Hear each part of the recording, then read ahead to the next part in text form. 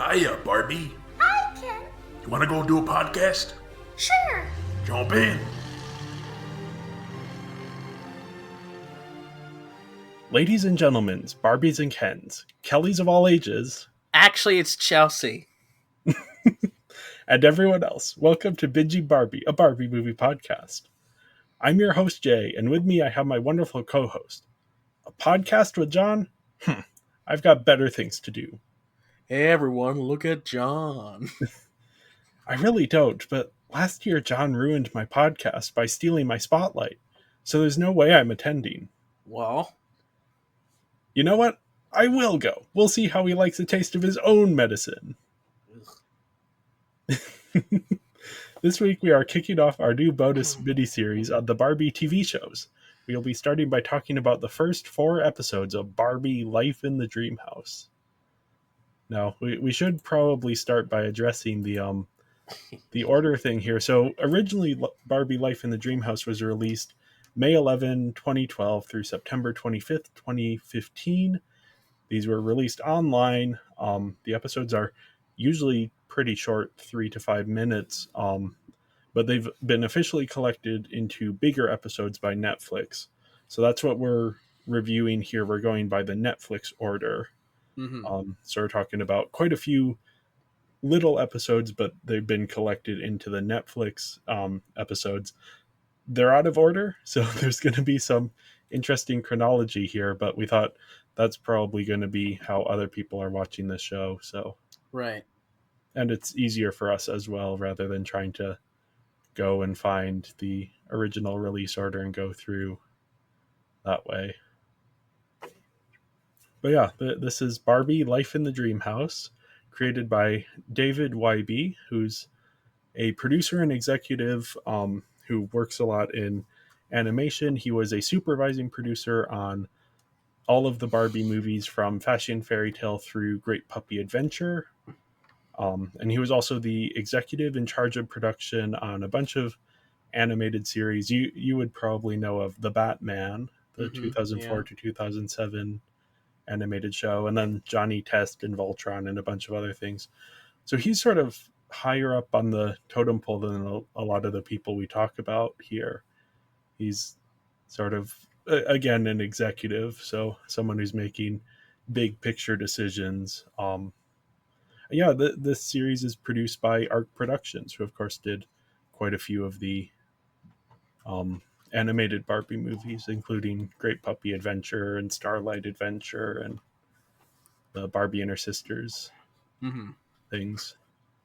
And then we have art direction by Kieran Kelly, who you will recognize him as the director of Barbie and her sisters in a Ponytail. He's also a director on quite a few of the episodes here. We have a soundtrack by Rebecca Newble, who again worked quite extensively with Barbie. So we're actually seeing quite a few connections here with Barbie, the movies that we've already talked about. Yeah.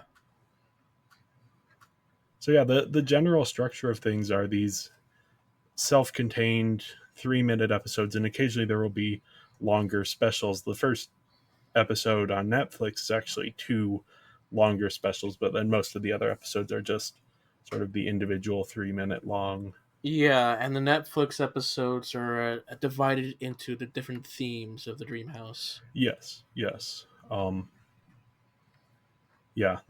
sort of, I forget what all these were.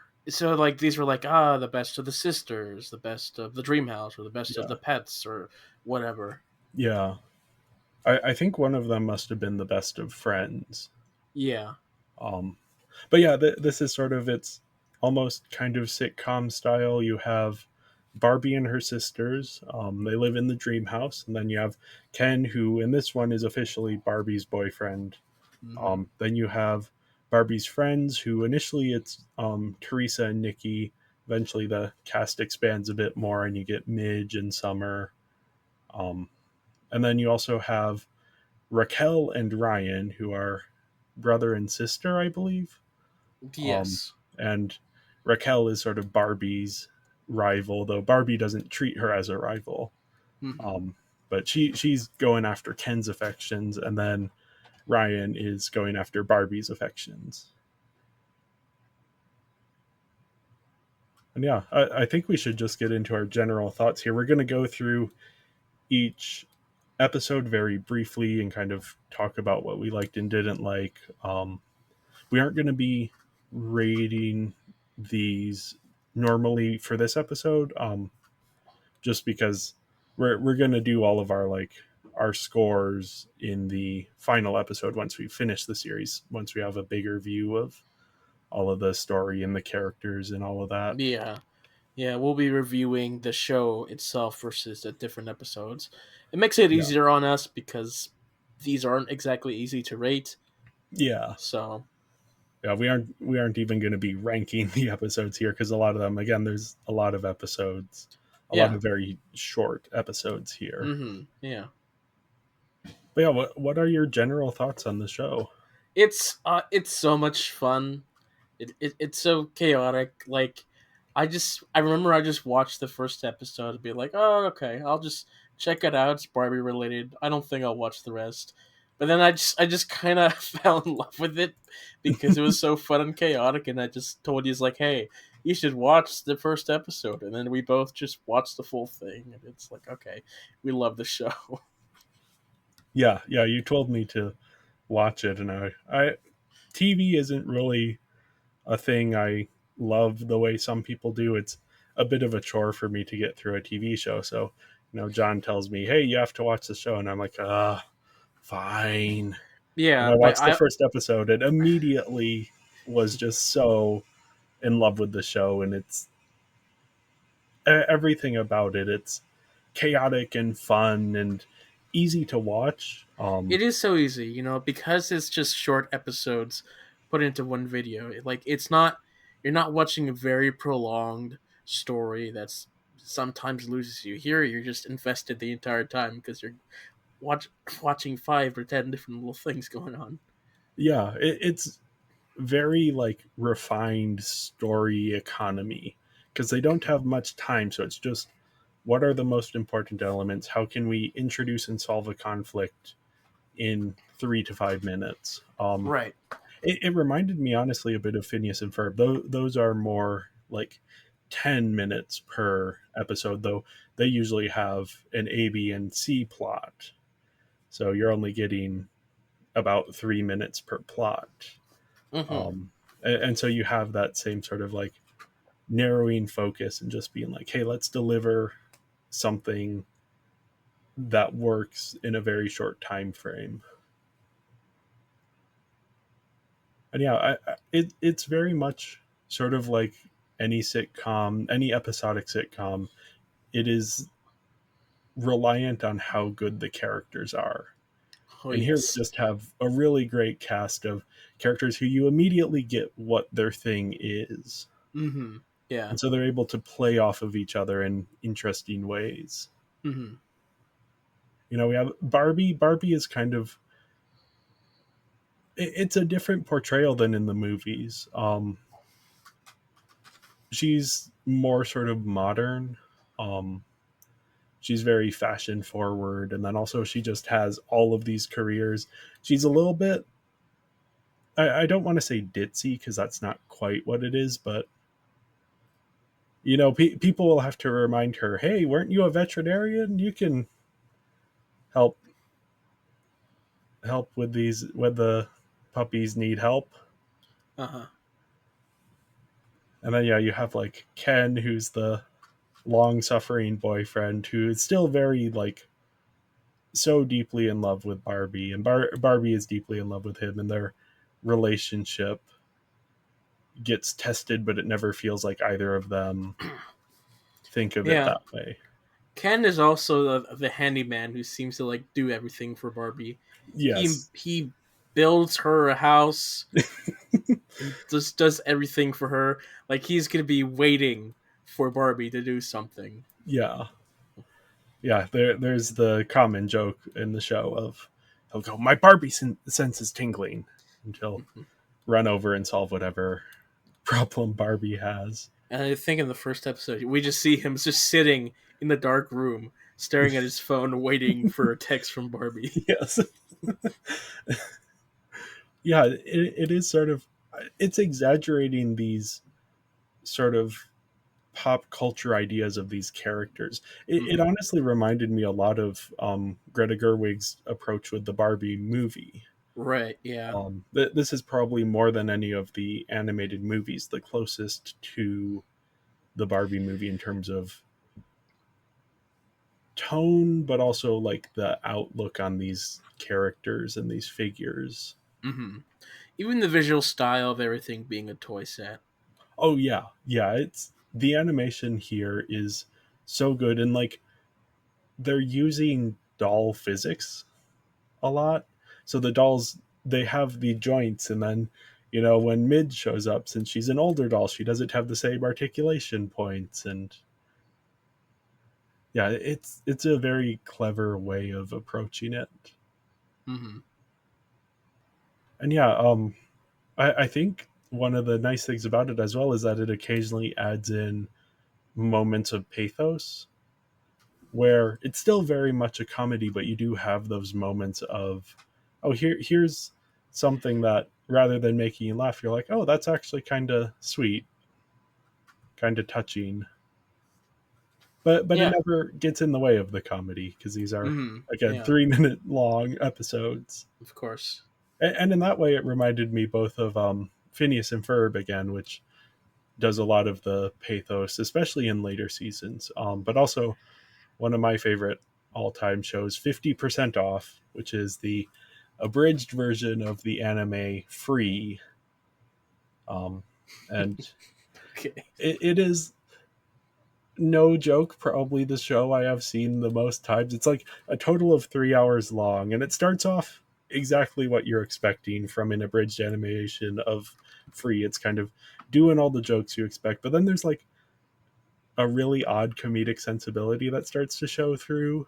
Um, and then over the course of the series, you're not only getting sort of this really weird, very, very like of its time comedy.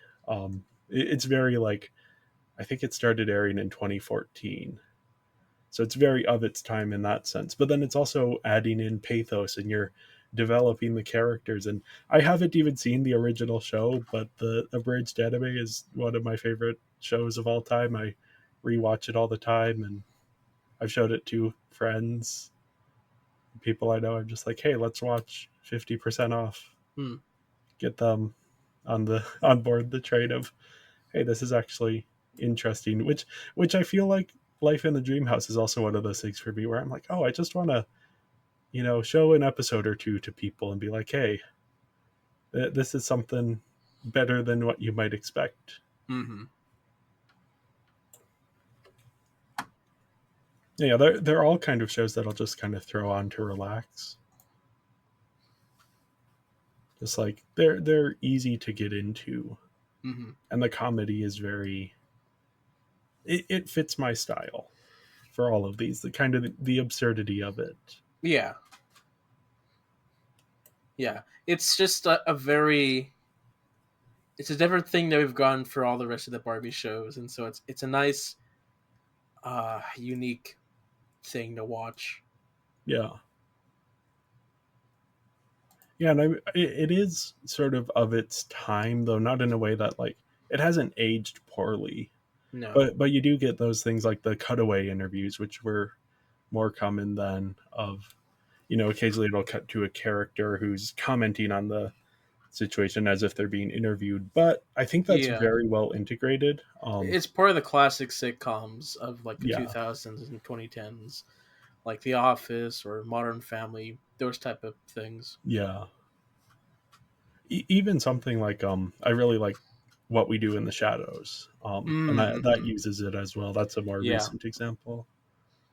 Um, there are some like pop culture references that I'm not sure if like the kids who were the target audience at the time would have gotten. But yeah, again, nothing is like, at least in the episodes we watched, there wasn't anything that felt like it had aged poorly. No. So yeah, any other general thoughts on the show? Uh, No, let's just dive into it. Yeah. So the first episode we have is Trapped in the Dreamhouse. This is episode 45. It aired on October 30th, 2013. Written by Rob Stein, who wrote quite a few of these episodes. He's a common name popping up here. He was also a writer on The Simpsons and the Barbie Dreamhouse Adventures TV show, which we will eventually be talking about. This is directed by Patrice Berube, who was an animator on some Veggie Tales, as well as the movie Nine and Barbie and the Great Puppy Adventure. Mm-hmm. So again, these are people who are kind of in the Barbie wheelhouse here, coming and working on this show, or who will eventually go on and do things with other Barbie projects. But yeah, this is what happens in this episode. It's about Barbie and her friends, and they find themselves trapped in the dream house after Raquelle flips the switch of Barbie's robot to evil. Barbie has this robot named Closet who is supposed to help her, but rarely does when he shows up in the show. Yeah. No, Yeah. I think it's probably a good choice to start your show with. Like, it's a good introduction to the dream house, to all the characters. Just a fun concept in general. Even though this is 45 episodes later, and these characters will have their own introduction episodes, but this is a fun one. It gets Yeah. you straight to the point. Yeah, and it's a bit longer, so that there's the benefit you get to spend more time with the characters. Mm-hmm. But it's also just, it has that same chaotic energy from the rest of the show. Right. Yeah. And one of the things I love about it is all of the references to Oh different yeah. things. um, Uh-huh. there's Star Wars references, there's Indiana Jones references, there's a 2001 reference with Closet, the evil AI. Yeah, my favorite is the when Barbie has her little pendant thing, which she pulled out of the closet. I was like, oh, I should bring this along. I think she was saying, oh, this would go perfect with the vintage tunic showcase at this fashion show that we're going to. and, and then she's bringing it along with them, and then eventually they're trapped in this dream house, so she needs to find the CPU room. So they go into this room that is a scale model of the dream house that's just like a doll house, Mm-hmm. and she screws it onto the top of the staff and holds it, and the light shines through and points to the CPU room. Yeah. Just a lot of just random stuff like that. Yeah, they fall into the dream house industrial size washer at one point, Mm-hmm. Yeah. which uh, turns into kind of like the trash compactor scene in the first Star Wars movie. Yeah, just it's a great introduction to the show, even though, as you said, there's even jokes that will be explained in later episodes, like the giant Barbie head shows Right. up in a Yeah. later episode. Mm-hmm. But because it's so chaotic, you just go along with it. Yeah. And yeah, you get to see so much of the dream house and how it's ridiculously huge. Like this endless closet that Barbie has, and then the endless freezer as well, which doesn't pop up later, I don't think. But Mm-hmm. yeah, I really like this episode. Yeah. It's a fun one. Yeah, I am thinking about it. Like, if this wasn't the first episode you had seen, would you have been nearly as excited to watch the rest of the show? I don't even know what the first episode is. We'll talk about it later. We can bring that up when we get to Right. it. But like, maybe I'd be interested because it's still chaotic. Like Raquelle, Yeah. Raquelle really is one of the main selling points for the show. Oh yeah, Just she is awesome. everything she does, it's so petty, um, narcissistic, but so much fun because it's Yeah. silly. Yeah, she's a fun villain. Mm-hmm. And they do eventually kind of give her a bit more to do as well. Mm-hmm. It isn't, she isn't just like a one-dimensional character. She is as dynamic as the other characters in the show, which isn't super dynamic, but you know. So yeah, the next episode was another longer special episode. This is Perf Pool Party, episode 44. So one episode before the first episode that we Okay. watched here. This released on October 23rd, 2013. Written by David Wybe, who's once again the creator of the show. Directed by Andrew Tan, who's the director on Great Puppy Adventure and Starlight Adventure, the Mm. movies. Okay. Um, Worked a lot with art production, so must be part of that sort of wheelhouse there. And in this one, Barbie invites her friends over for a pool party to show off her new slide. Hmm. And obviously, you know, things go wrong and hilarity ensues. Yeah, this is the one that I pulled the quote from for the start of the episode about Raquelle, who's doesn't want to go to the party, but then she decides to try and upstage everyone, and of course doesn't end up working out in her favor there. Yeah. No. Just lots of fun. Lots of fun toy humor in Yeah, this. yeah. This is the one where the you have that moment of Ryan jumping into the pool and trying to get Barbie's attention, which reminded me rewatching it here of the scene in the 2023 Barbie movie of Ryan Gosling's Ken jumping into the ocean to try and impress Barbie, and that, of course, ending poorly for him. Hmm. Um, you have that. It is interesting that like Ken in the Barbie movie is a lot like Ryan in this movie, sort of pining after Barbie. Right. But yeah, I mean, yeah, this episode has a ton of stuff. This is sort of the first time in the Netflix order that we get a look at the buttons, The where buttons. you know everyone's they're trying to get ready for the party, and Barbie's like, "Hey, Skipper, you decorate." Skipper says, "No, Stacy, you decorate." Stacy says, "Chelsea, you decorate." So you're like, "Oh, this must be a pretty tough job if they're passing it down." Then finally, I think it's like Barbie shows up and like, "Why did no one decorate?"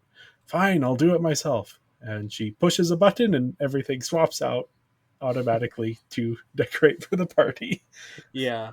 And even just like when she makes the burgers when there's no food, she Yes. just pushes the button on the grill and it makes perfect food. Well, yeah, not only that, she pushes the button, then opens it, and flames are going. Then she closes it, opens it again, then the patties are on there, closes it, opens it again, and it's the full burgers already. Mm-hmm. Yeah. Just the difference between the like effort they act like they are putting in versus what they're actually putting in. All the while Chelsea and the pets are cooking and eating the food. Yes, when they're in the kitchen and Chelsea's doing a Scottish accent, which I'm pretty sure is a reference to Scotty in Star Yeah. Trek. The engines can't take any more of it, Captain. Yeah. That those scenes. Yeah. Yeah, it's just like again another great introduction to like the ethos of the show and what you're kind of getting into. Mm-hmm. And yeah, it is a bit longer, so you do kind of get a sense for all of these characters. You get little hints at like Teresa's character being sort of the airhead, and Midge being like the perfectionist who wants everything to be like as safe as possible. Mm-hmm. And like, yeah, a big part of the episode is also Ken building his own slide and the hilarity that ensues from that. Right. Seeing Ken kind of going above and beyond for Barbie. So yeah, next up we have Closet Princess. This is the first episode released Okay. May 11, 2012. Written by Rob Stein and directed by Todd Resnick, who is mainly a video game director. He did a bunch of the Marvel pinball games, Mm-hmm. the Barbie Life in the Dreamhouse Party Wii game, and then a Monster High video game. Yeah, this is Barbie, Nikki, and Teresa. They go through Barbie's closet to find the perfect accessory for her date with Ken. Okay, so this is the first episode. Yes. Okay, I probably still would have watched because just the absurdity of her closet being so long. At Yes. one point, it's like, where do we get this? It's like, don't worry, it's only like a couple days walk from here. Yeah, her never ending closet. You also have the great thing of like it's she and Ken are celebrating their 43rd anniversary Of holding of hands. holding hands, but the 43rd anniversary. And these characters are designed as like teenagers because it's Barbie dolls. But of course, Barbie's been around for so many years that of course it would be her 43rd anniversary. Right, and they joke on that even more in a later episode. Yeah, yeah. Um, and then this entire time, Ken is waiting outside, and when everyone gets back outside, escapes this closet. He's got the 5 o'clock shadow. Yeah, His flowers are dead. yeah. And Teresa and Nikki start eating the chocolate that he brought because they're starving. But he and Barbie are just so in love that they're like, as soon as she pops out, his demeanor completely changes, and he just like is so excited to see her, and Hmm. she's so excited to see him, and it's their dynamic. It's so wholesome, and often in sitcoms you have the couple is like bickering, and or you even have like the will they won't they. Whereas here it's just like no, they are in love with each other and they care about each other, and that Hmm. comes before any sort of conflict.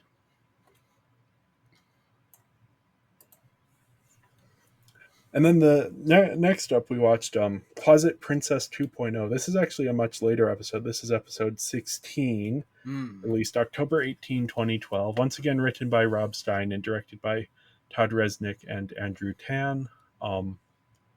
In this one, Closet, the AI, locks Barbie and her friends in the closet to try and make her pick a better outfit. And meanwhile, Ken and Ryan try to rescue them. Hmm. Yes. This might be the introduction to the evil button. Yeah, I forget what later episodes talk about, but yeah, I think this is the setup for the later episode that then also Hmm. has the evil button. Because yeah, in the Trapped in the Dreamhouse episode, they're like, "Oh, of course, it's the evil button." And then this episode is when they find the evil button. Mm. But yeah, I don't know. Closet is just tons of fun as a Hmm. character. Oh yeah.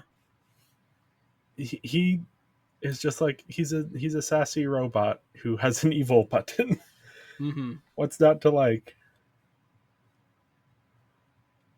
There is also that dynamic between him and Ken, since Ken made him. So it's sort of like this weird father and son type thing that they never really explore it, because again these episodes are like 3 minutes long, and Closet is apparently only in 4 episodes. Interesting. Which yeah, because thinking about it, I'm like, yeah, he doesn't appear all that often, even though he's kind of, since he's in that first episode, he kind of feels like a very prevalent part of the show. And all of his moments are just so memorable. So. Yeah, yeah. And yeah, this one we get sort of the dream house, some of the magic of it, or not really magic, but like Barbie in her closet has a button that you press and it turns into a cafe, then another one that turns into a hot tub. Hmm. So it's like, oh yeah, this dream house is like this very specific unreality that feels very much like toy logic. Like you press the button and it switches to something else. Hmm. Press this button and it swaps out the food, or something opens up or closes, or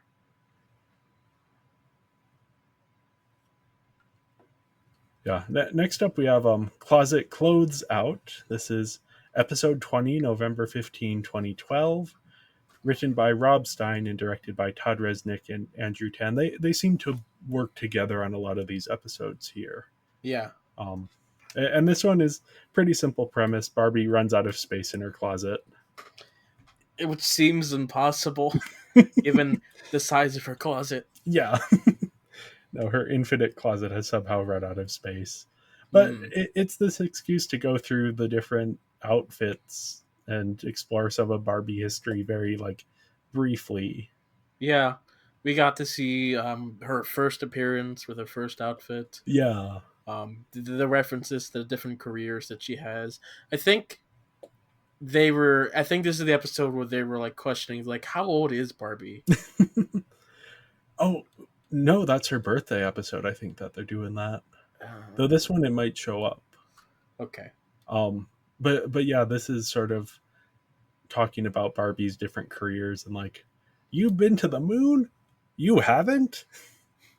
Just like all of the absurdity. And I like the interpretation in the Greta Gerwig movie where it's like, oh, it's different Barbies are doing these different things, but it is so much fun in the show and it fits so well with the ethos of the show that it's no, that was all the same Barbie. She was an airplane pilot, a race car driver, she went to the Mhm. moon, she's a nurse and a doctor and a veterinarian and just all of the chaos that ensues of every trying to imagine everything. I think Yeah, at one point they say she has 135 careers and counting. I'd believe it. Yeah. Yeah, that was going back to Barbie and her sisters in the Great Puppy Adventure. That was something that kind of referenced Hmm. the idea of the same Barbie having all those careers. Then yeah, this isn't a big thing, but I just like the Sassy the Snowman. Just a quick cutaway gag, but I like. I think that's a good. We should get a full special about Sassy the Snowman. Sure. Get the same music and everything. Yeah, Sassy the snow. yep. Ken even calls him a holly jolly soul. Yes. Kind of, I guess November 15th. That's kind of approaching Christmas season. Maybe. So some of these episodes, it's like, oh, that's an interesting release date for this. Hmm. But yeah, next up we have Licensed Drive. This is originally episode 11, aired June 29, 2012, written by Rob Stein and directed by Todd Resnick and Andrew Tan again. And in this one, Barbie gets her driver's license, which you might say, hey, but isn't she a race car driver? And the episode also asks that question. Yes. She apparently is a race car driver but doesn't know how to drive Right. or have a driver's license. But the most important thing about this episode is the appearance of Schlon Poofa. Yes, the Schlandpuffer. This is a very important recurring gag. It's like the exhaust pipe for a car, but it's called the Schlandpuffer. And every time I've looked it up, the only results are like from this show. Yeah. So I don't think it's an actual reference to anything beyond just like, here's a random word that sounds like it could be a car part in a different language. It's just Schlon Poofa. Yeah. Urban Dictionary. A car part that is often used by Ken from Barbie to Life in the Dreamhouse. This word happens to be one of the most satisfying words to say, and it's great for annoying your friends if you have any. If you have any. Schlandpuffer. Okay. I love the Schlandpuffer. I just. What the heck is this? Why is it called a Schlandpuffer? Yeah, I don't know. Maybe someone knew enough German to like. So the Schlandpuffer was originally going to be called the Schalldampfer, the German word for muffler, implying that the assembly instructions Ken reads in License to Drive or in German. The name was Oh. changed to a similar sounding nonsensical word when the producers learned that Schlandampfer also translates to gun silencer. Oh,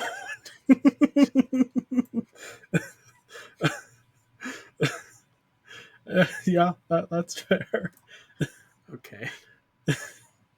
Well, Shaman Pufa, best character in the show. Yeah. We also get find out that Barbie is a speed demon here. Mm-hmm. This is her scene where she's finally behind the wheel and she's going fast and she goes, "This is terrifying." And I'm loving it. Just speeds off. Well, she's a race car driver, so Yeah. No, it makes sense with her careers. comes with the territory. Yeah. Yeah. This is just, I mean, there isn't much to talk about in this episode besides the Schland Poofa, Mm-hmm. but it's just kind of a fun episode. Right. Like, and Ken has to change the battery when it stops working. Yeah. Easier than changing a battery on an actual car. Mm-hmm.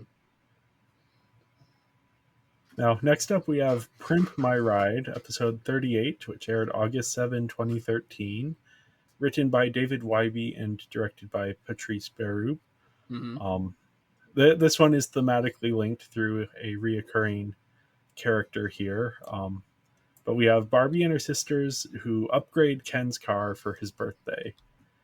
And in this one, we get the Golden Schlandpuffer. Golden Schlandpuffer. It's just the same thing but gold. Yes. Probably by this point it was a fan favorite thing. I don't know. Oh yeah, no, Yes. there's definitely like a sort of a fan, not a fandom around the Schlandpuffer, but like it has become a recurring gag. Mm-hmm. Yeah. Yeah, we get the car. That car doesn't look particularly like Ken likes it, so that's what's important. But Also, the best color, Skipper Green. no, Kelly Green. Was it Kelly Green? It was Kelly Green. Are you sure? Yes, because Kelly Green is an actual color. Either way, green. Yes, with flames Cool. and racing stripes and a TV and giant speakers and a slide going down the front. I mean, who wouldn't? Who wouldn't? And of course the Golden Schlandpuffer. I think the other memorable thing about this episode is to distract Ken while they're doing the upgrades, Chelsea goes and plays some games with him. Mm-hmm. Yes. And beats him at every single game. And then they start playing poker. Ken is like, "Are you sure you haven't played poker before?" She's like, "Yes," and then throws out a bunch of poker terms. Mm-hmm. Wild cards are for preschoolers. Chelsea is a gangster. Yeah, no. She is very much the Nagisa from 50% Off here. Mm-hmm. Not quite, because she's not a stoner, but very, very different from her characterization in the movies. Yeah, very different, but so much fun to watch every time. Oh yeah, no, I honestly prefer this to her characterization in the movies. Not Right. that she's poorly characterized in the movies, but I don't know. It's something about this show doesn't feel quite as tailor-made for kids. Like, it's not like kids couldn't watch and enjoy this, but like they aren't presenting Chelsea as the character for kids to identify with. It's like one of those things where it's for kids, but parents as well. Yeah. I think parents would enjoy it more than the kids. Yeah, honestly, because there isn't that like there isn't like a reference point character for the kids. Right. Yeah, I such a great sort of everything with Chelsea in this show is great. Yes. So yeah, next episode is the Shrinkerator, episode 18. This was November 1st, 2012, written by Rob Stein and directed by Todd Resnick and Andrew Tan. In this one, Ken's new invention, the Shrinkerator, accidentally shrinks Barbie and Raquelle. Yes, you had a point about this episode about how they make cars. Yes, I was wondering if you. So this is a common premise for like I think especially animated shows of like Yeah. the characters have been shrunk down.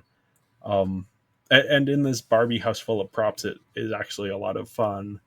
But yeah, one thing that always happens in this is they find the remote control car, which for some reason has functioning gas pedal and steering wheel. It's a So it's trope. like, It's a yeah, trope. it's just kind of funny when you think about like why would the remote control car have a like are the characters going, oh, good thing I sprung for the deluxe model that has a an actual functional gas pedal. A 1-to-1 vehicle. Yeah, and they shrink to the exact correct size for it as well. I mean, why not? Yeah, Happens all the time. it's just kind of a funny convenience that you don't necessarily think about. It's like how in every high school movie the graduation ceremony goes in order of plot importance. Yeah. And the characters, you get to say one or two words unless you're the protagonist, in which case you get to do a speech. Mm-hmm. But yeah, anyway, back to Barbie. We also have He-Man having He-Man. a cameo, Yes. another Mattel property. Yeah. I do wonder what a Barbie He-Man crossover would look like. That was like an actual crossover. I mean, it probably wouldn't be with He-Man, more with She-Ra. Yeah. I wonder if it would be those characters coming into the Barbie universe or Barbie going into their universe. Barbie as She-Ra. That could be it. I kind of dread the eventual crossing over of all of these properties, but it is a fun Easter egg here. It's gonna happen. Yeah. Then we also get Kaiju Raquel, because of course it's a shrinking episode, so how are they going to solve it? Oh, Big Ray. And of course that ends up making Raquel much. She gets kaiju sized. That's always a fun thing. Mm-hmm. And then the episode just cuts. There's no resolution. That's just the end of the episode. Which fits with like the sitcom thing of like, Yeah. you can just kind of leave an episode that, or even more so the chaos of the show, where it's like you could leave an episode like that and just not resolve it because it's a funnier ending to the episode than anything you could do. Yeah, I mean, like Always Sunny always ends with something that's like, what?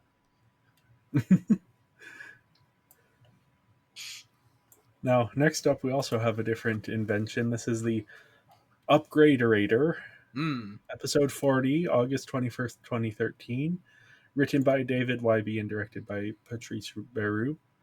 And in this one, Ken installs an upgrade to Barbie's closet that makes Closet the AI jealous.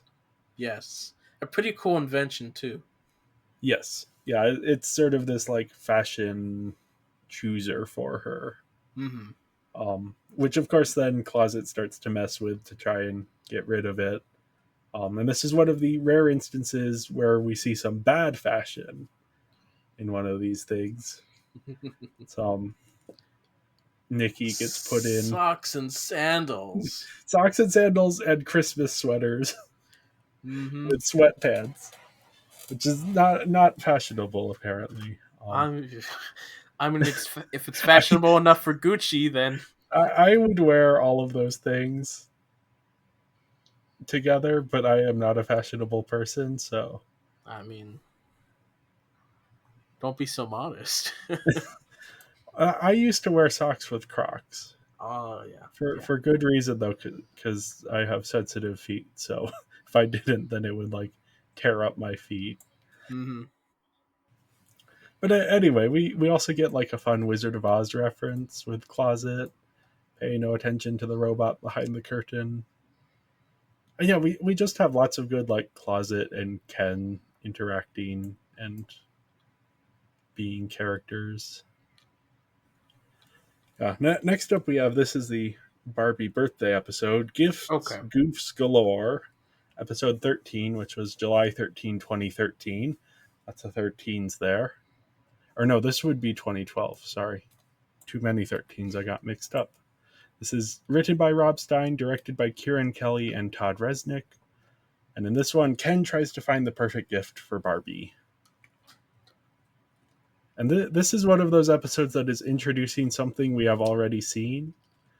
The shoe vacuum showed up first in episode 18, which is actually several episodes after this one. Sucked up Raquelle and Barbie when they were small. Here, that's the gift that Ken ends up getting for Barbie. Mm-hmm.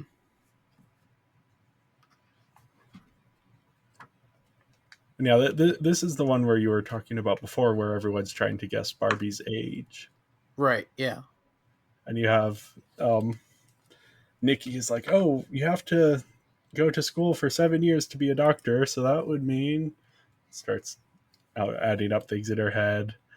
Then Nick or Teresa's like, oh yeah, Barbie ran for president and you have to be 35 for that, which means starts counting it in her head. And then the end of the episode is, hey Barbie, how old are you turning anyway? And she starts to say it, but then there's noise in the foreground, so we don't hear what she says. Right. Yeah, bringing that back that bit from earlier, that yeah. But yeah, we can figure out how old Barbie is because we know when she was created, but it is kind of fun to do the keep the little mystery there. Yeah, next up we have an introduction again to something we've seen before, this time a character with Yes. a smidge of Midge. This is episode 28, aired March 6th, 2013, written by Rob Stein and directed by Todd Resnick and Andrew Tam. And in this one, Barbie's old friend from Willows comes for a visit. Yes. Midge. Yes. I love that she's just a character type of the time period that she's from. Yeah, she shows up and then she's in black and white and there's a laugh track. Very again, sitcom reference there. Yeah, it's sort of like bringing her into the show and introducing us to her as a character. She's sort of the overly cautious one, the one who enjoys doing crafts at home. Mm-hmm. Yeah, she kind of falls for Ryan, but Ryan doesn't feel the same way about her. Of course, in well, quote unquote, real life, the Midge doll is married to Alan, which is why Midge could have a baby. Right. But we got no Alan here, so. No, so yeah, because I looked it up, I was like, is it a Ryan thing? But no, I couldn't remember who she got married to, but no, it's Alan. So, and then we also have Midge using sort of outdated slang. My favorite one, which I think we should bring back, is va va va voom. Just like such a such a hilarious, like, you know exactly what time period Yeah. when someone says that, and it's so funny, and I think we should bring it back. Sure, I guess. Maybe take out one va. I mean, Va va well, voom. you change it depending on the situation. So it could be va va voom, or it could be va va va voom. Just like it's adjustable. Sure. Okay. I well, I will start making that phrase have a comeback. Yeah. Starting from this episode, I will have my va va va voom of the episode. Okay. Guess we gotta ruin things. Yep. Speaking of ruining things, I guess this isn't a ruining things episode. We have Let's Make a Doll, episode 31, March 27, 2013. Mm-hmm. This is written by Barbara Haynes, who was a writer and producer on the shows Wingin' It and Spun Out. And this is directed by Todd Resnick and Andrew Tan. And in this episode, Midge, Teresa, Nikki, and Raquel compete in a game show to see who's Barbie's best friend. Yeah, no. This one's just a lot of fun because of all the Barbie history that we get. Yeah. We don't hear too many of the questions, but we hear the answers and we can guess the questions. Right. So we hear 1959, which is probably what year was Barbie born. Right. Then we have references to Barbie and the Rockers, polyvinyl chloride, aka PVC, which is part of what Barbie dolls are made out of. Mm-hmm. We also hear about George and Martha Roberts, who are, of course, Barbie's parents. We hear Barbie's middle name, Barbie Millicent Roberts. Yeah. And this is also a good episode for Raquel being Raquel. Yeah. Like, even though she isn't invested in trying to be Barbie's best friend, she gets invested in like the competition. And also this thing where it's kind of revealing a extra depth to her character where she pretends she doesn't care, but she actually does care. Mm-hmm. And sort of that she is kind of Barbie's friend, even though she doesn't think of it as a friendship, but Barbie thinks of it as a friendship. And there's things later on which I want to talk about with that dynamic there. Yeah, then we have Spooky Sleepover. This is episode 27 from February 27, 2013, written by Barbara Haynes, directed by Todd Resnick and Andrew Tan. In this one, Barbie has a sleepover with her friends, and as the title might suggest, it's a little bit spooky. Yeah, perfect for February. Yep. Yeah, this is where I was like, oh, this must be a Halloween episode. Nope. Middle of February. Mm. I like Barbie getting a little spooky anytime that happens. Like, it's never too spooky, but it's like Scooby-Doo spooky. Sure. Yeah. I like that. I wish there was more of that. Mm-hmm. We get it occasionally in the movies, but...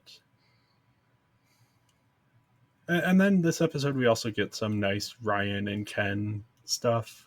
Mm-hmm. They have a few more interactions here. I love when Ken is sort of walking around the house on guard duty and he runs into Ryan and screams and he goes, ah! I mean, what are you doing here? And then Ryan has put on zombie makeup for some reason and he sees himself in a window and screams at his own reflection. So yeah, just a touch spooky. It could have been more spooky and I would have liked it, but Sure. it's a kids show, so. Yeah. So next up we have Endless Summer. This is episode 32 from June 26, 2013, written by David Wybe, directed by Todd Resnick and Andrew Tan. And in this one, Barbie's competitive friend Summer comes for a visit. Again, like the Midge episode, this is a character we've already seen. This is the introduction chronologically to this character. Mm-hmm. And yeah, she's competitive, and that's kind of the gist of the episode. She keeps challenging people to different competitive activities. This is also where we find out that the Dreamhouse has 36 hot tubs, but only one bathroom. I mean, if there's a hot tub in the closet, so. Yeah, hot tubs are a common thing in this show. I thought, yeah, one of the best parts is Summer challenging Barbie to a Vogue off. It's not quite voguing the dance style, but it's almost there. Mm-hmm. There's And not then, much yeah, else to say about this episode. Yeah, a lot of these episodes, again, it's just like they're 3 minutes long, so we're just kind of. We have Cringing in the Rain up next, episode 36, July 24, 2013, written by Rob Stein, directed by Todd Resnick. In this one, Barbie and her friends try and find something to do on a rainy day. Here we get the contrast between the friends. Everyone except for Barbie and Midge are terrified of the rain. This is, of course, they live in Southern California, which is notoriously very dry. So Barbie and Midge are having been from Willows, Wisconsin, are Right. more familiar with rain as a concept. Have you ever played in the rain? Oh yeah, yeah. Have you? I don't remember. It was very uncommon for me where I was growing up because it was so cold when it would rain.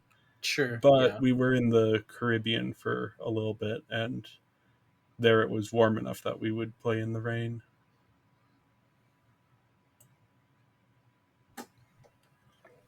But yeah, this is the episode that made me sort of start to realize that Raquelle is the Candace of this group. Uh Where huh. in Phineas and Ferb, Candace is constantly trying to bust her brothers, trying to get them in trouble. But despite this, she's constantly being included in the activities, and she's sort of this important member of the group, even though she thinks of herself as sort of pushing against it. She's actually Hmm. still included. She's the most animated character in the show. Like Yeah, she has the most facial expressions, the most movement. yeah, and sort of that. Even though she's like prickly, everyone still cares for her and sees her as like a friend. Yeah. And that's just a really interesting dynamic and kind of shows a lot of the kindness of the Barbie character here. Mm-hmm. Yep. Then we have Another Day at the Beach. This is episode 34, July 10, 2013, written by Rob Stein, directed by Todd Resnick and Andrew Tan. In this one, we get Midge and Summer. They're competing for Barbie's attention while at the beach. And this is just a fun example of the show taking two characters and letting them play off each other. Um, and eventually finding something they can connect over. Sort Yeah. of Midge's love of macrame and Summer's competitive spirit. They challenge each other to a macrame competition. There's a lot of fun bits in this. Oh yeah, yeah. Most of it has to do with Midge, of course. Yes, Midge is hilarious. I love her setup. Her Yeah. like beach setup. It's that's the kind of beach setup I want because I don't like the beach. A So macrame little yeah, tent. just give me like an elevated platform with no sand on it, Yes. and then I'm like, okay, yeah, with the shade because I don't really like the sun, with a bunch of books because I want something to do because I don't want to just stare out at the water. Don't want to Mm-hmm. get sandy, Yeah. so I want to be at the beach without actually being at the beach. Right. Yeah. And her scream when she's in the Shark Tank. Yeah, It's, it's just hilarious. yeah, and it's a contrast because you see Summer is loving the macrame, and so you're like, oh, well, maybe Midge is enjoying the shark cage. No, she is not. It's not even a shark. It's just a fish. Yeah, and then Barbie going into it to get away from them at the end of the episode, just Hmm. like reading a book casually in the shark cage. Yes. Of course, my favorite thing though is when Barbie is offering them food and offers Midge a whole wheat sandwich. Midge says, "Whole wheat? You know I can't eat spicy food." Yes.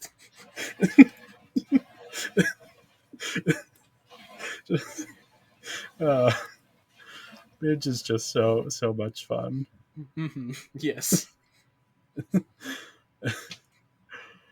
Anyway, next up we have Happy Birthday Chelsea. This is the second ever episode of the show, May 11th, Oh. 2012, released the same day as the first episode. Written by David Wybe and directed by Todd Resnick. And in this one, Barbie, her sisters, and Ken celebrate Chelsea's birthday. This is the introduction to Ken's bike robot. He's trying to build Chelsea a bike and ends up building a robot that plays tennis instead. I mean, the instructions went that way somehow. Yeah. And then of course he has to disassemble and reassemble it as a bike. Then the whole episode Chelsea's like, I want just one thing for my birthday, and everyone keeps interrupting her. And then finally, she's like, the thing I want is a robot that plays tennis. So, nice little comedic reversal there. Yeah. Yeah, not too much in that episode, though. Just some fun moments. Yeah. We also next up have Sisters Ahoy, episode 17 from October 25th, 2012. Written again by Rob Stein and directed by Todd Resnick and Andrew Tan. Barbie and her sisters go to do a scavenger hunt at the beach. Mm-hmm. And it's a series of misfortunes, but everything works out in the end. Just some more Chelsea fun. Yeah. Yeah, all of the sisters get good moments here, but especially Chelsea. And sort of her competitive spirit kind of showing up a bit. Then we have Accidentally on Porpoise. This is episode 21, released November 22nd, 2012. Written by David Wybie and directed by Todd Resnick and Andrew Tan. And in this one, Chelsea adopts 3 pet dolphins. Because of course she does. Yep, they've actually shown up before in episodes we've seen this stuff. This is now we are being introduced to them again, since everything is mixed up chronologically here with the Netflix order. This is one of my favorite episodes. Just like, because the Ken accidentally hooks the tank up to the plumbing of the neighborhood, so the dolphins just pop out of like bathtubs and sinks and hot tubs and whatever they can get into. Yes. There's like they're not jump scares, but you know the dolphin will suddenly appear and Raquelle screaming and it sounding like a dolphin. And then Ryan, who's in his hot tub when the dolphins show up and steal his sushi. Because of course raw fish. And he says like, the hot tub is for babes, not bottlenoses. He keeps talking about his babes.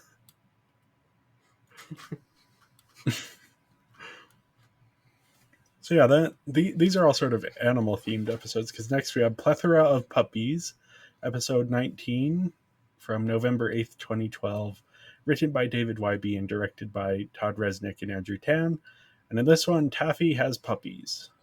Yes. And they get how do they phrase it? It's like, because Chelsea is talking about, oh, Taffy's puppies are coming. Then they want to be there for the delivery. Then you get Barbie gets downstairs and it's someone is dropping off a box with puppies inside of it that Taffy ordered online. Yeah. We haven't talked about Barbie's pets so far. We have Taffy the dog, Tawny the horse, and Blissa the cat. Yes. They'll kind of show up for little bits here and there. Yeah. This one is much more Taffy centric. We are also introduced to Ken's cuteness overload. He has I forget what they call it, but he is sensitive to cute things, and so he will faint anytime he sees the puppies. Yeah. And then we also have just this like Blissa going around and casually murdering various puppies in the background. Yes. She like traps one in a piano. That's the most memorable of them. But she's just like, there's like a table that flips the center thing around to like put food inside, and she presses the button while there are 2 puppies on it and they disappear. Because there are a lot of puppies in this episode. I think we forgot to say that. There are a lot of puppies.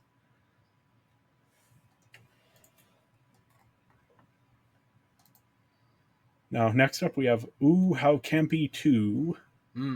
This is actually a sequel to an earlier episode that will be coming up later. Yeah.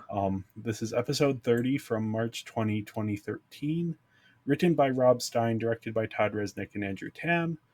And in this one, Stacy tries to earn her camping badge. And we get the Dream Camper, which is, for me, pretty much the only way I would ever want to go camping. Like, I'm not a huge fan of camping, but if you gave me a camper that is a 1-to-1 recreation of my house, then I would be more into camping. Yes. I guess the thing for me is like plumbing. I wanna sleep in a place that has plumbing. Which the camper, of course, has a hot tub, so of course it has plumbing. Hmm. And just the absurdity of in a later episode we see inside the dream camper, and it is a 1-to-1 copy of the dream house. But yeah, most of this episode is just Stacy's determination to get her badge. Yeah. It's like, man, I can't make any fire with these plastic sticks. Yeah, and she's having so much trouble that it starts to rain, and then lightning. There's a shadow, or like the rain stops falling, and she looks up. Lightning goes past, and there's a bear standing right over her. And then it turns out the bear is just like there to help her. And Hmm. it's like the bear just kind of like helps her get everything set with the camper, and has the noggin wrench that she needs. And yeah, it's just like kind of touching of like this connection that they have. Then you have the bear is also trying to earn a badge, a helping people badge. There's a quick joke of the bear wonders, wait, was it an eating people badge? And goes to eat the camera person. Yes. But then, of course, Stacy like gets through the night, and then um, we get a shot of the bear wearing the helping people badge that I thought was Hmm. very cute and sweet. Yes. Good for the bear.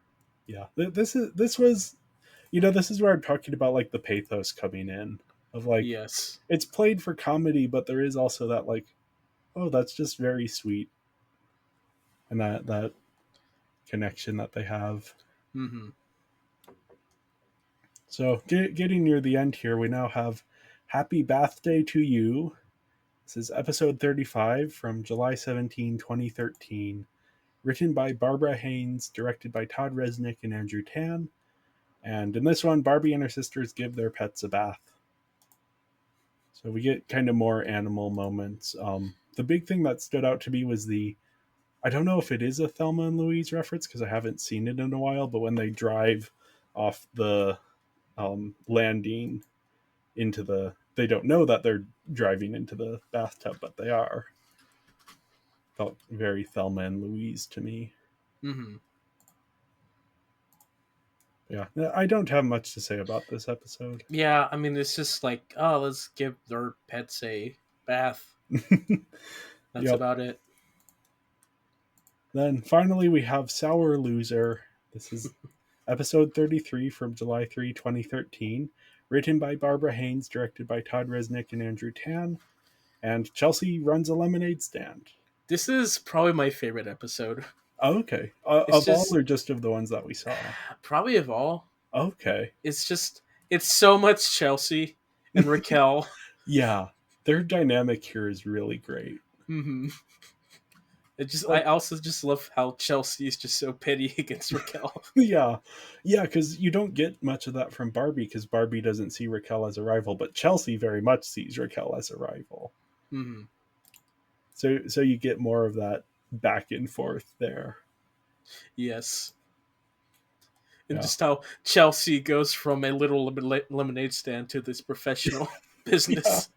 And it looks great. Like I love lemons and I love lemonade. Yeah. Oh, I just did a Dakota Johnson. I love limes. And I like to display them in my house like this. Anyway, I would be Ken in this cafe. I would be ordering every drink under different names. I think that was less of it being under different names and more of just how you go to Starbucks, they never write your name Oh right as yeah. well. So Yeah. Yeah, I do agree that like the Chelsea and Raquel stuff here is very fun. And then you have the reference to Kelly, where Raquel calls Chelsea Kelly, which we mhm. of course referenced at the top of the episode there. Yeah, being how Chelsea's pretty much the Kelly from 2000s. Yeah. Yeah, because Kelly kind of disappeared. Hmm.